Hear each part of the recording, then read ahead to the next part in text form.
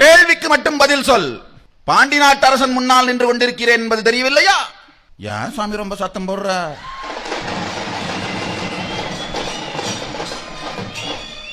பணியாரம் கொடுத்த பாட்டியே பதுசா பாதை தாமத்தி விட்டுட்டு இருக்குது. நீ என்ன சாமி ரொம்ப தான் வம்பு பண்ற? நரியெல்லாம் பாரின்னு சொல்லி கூப்பிட்டு வந்தான். அவனுக்கெல்லாம் பொண்ணு பொருளா கொடுத்தமிச்ச. அவனுக்கெல்லாம் விட்டு என் மேல வந்து கோவத்தை காமிக்கிற சாமிய.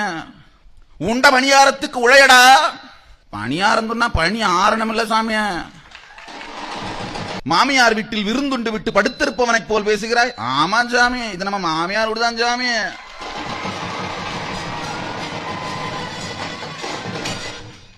மொத பொண்டாட்டி கைலாசம் போயிருச்சு, ரெண்டாவது இங்க தான் சுத்திட்டு இருக்கு. அதை பார்க்க தான் வந்து அப்படியே படுத்து கிடந்தா. அவங்க அம்மா ஆக்கி போட்டது மாமியார தின்னதும் பணியாரம் தின்னுட்டு படுத்து கிடந்தோம் சாமி.